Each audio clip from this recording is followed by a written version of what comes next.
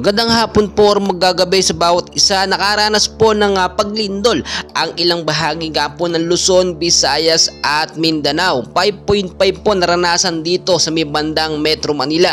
So maging maingat po tayo bawat oras. So tuloy-tuloy po tayo, no, latest weather update tayo ngayong araw po ng Martes, December 5, 2023. Pero bago tayo magpatuloy, huwag mong kalimutan mag-like and subscribe and pahit ang notification bell para ma-update ko kayo mamaya sa lagay ng ating panahon. So as of now, ang hypnosis pa rin po natin galing sa Pag-asa.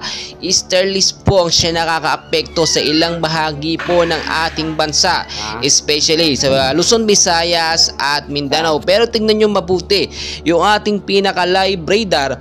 May dalawang tinitignan po tayo dito, no? Isang active LPA at isang bagyo dito sa may bandang Silangang Mindanao. Sa baba po ng Silangang Mindanao, dito sa bandang Kanluran, yung typhoon po dyan sa may bandang India, napakalakas po niyan. So binabantayan po natin yung extension po ng dalawang bagyo na ito.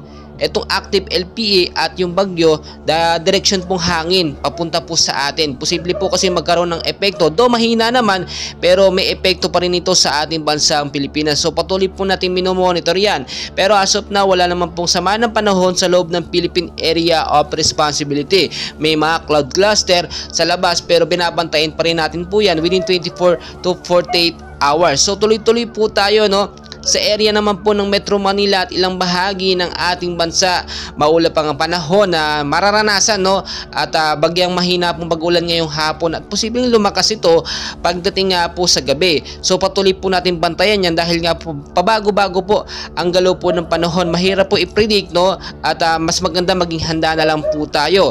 Kaya din po itong easterlies natin ay tumama nga po sa ilang bahagi ng ating bansa, especially sa may Luzon area, which is ngayon nga po nararanasan natin tuwing hapon. So maging mapagmatsyag po tayo dahil mahirap po mapredict ang galaw ng bagyo. Pabago-bago po yan. At ang aking sinasabi, kung may mga lakad po kayo ngayong hapon or sa gabi, ugaliin na lang pong magdala ng jacket, payong kaya kapote, panlaban nga po sa malakas sa pag-ulan in case man po, no, kung sakali man. At tuloy-tuloy po rin po tayo sa area ng Aurora at Quezon. Ugaliin pong i-check ang lagay ng panahon dyan. Maulap na panahon po, posibleng maulan ngayong hapon at posibleng lumakas pagdating naman ng sa gabi. Sa area po ng Batanes at Cagayan, maulap din na panahon, mahina ang pag-ulan ngayong hapon, posibleng lumakas ito pagdating ng gabi. So maging mapagbantay kayo at yung may mga lakad sa gabi, ugaliin magdala ng jacket, payong o kaya naman po kapote. Sa area naman po ng Ilocos Region, Cordillera at ilang bahagi po ng Cagayan Valley, maulap ang panahon dyan na may mahinang pag-uulan hanggang sa paglakas po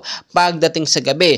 Maging I'm ready po tayo sa bawat posibilidad dahil po kahit easterlies lang po, mga localized thunderstorm ang ating nararanasan ngayon ay mas malakas pa nga po minsan yan sa mga super typhoon, mga bagyo. Kung matatandaan ninyo, nangyari sa Northern Samar, lagpas tao po ang naging baha dyan. Dala lang po yun ng shear line, easterlies at northeast monsoon. So kahit po ganoon lang ating hypnosis, dapat maging maingat tayo, maghanda tayo anumang oras dahil nga ang bagyo ng panahon, no, ay hindi lamang nagdedepende sa super typhoon ng mga bagyo. Kahit mga localized thunderstorm, dapat din po oras-oras natin pinaghahandaan. So sa mga may lakad po ngayong hapon at sa gabi, check nyo muna ang lagay ng panahon sa inyong lugar, no, at na-update ko naman kayo. Tignan nyo na lang mabuti dahil may mga update tayo na pabago-bago sa panahon. Minsan nag-a-adjust po yan, minsan may ulan, minsan wala.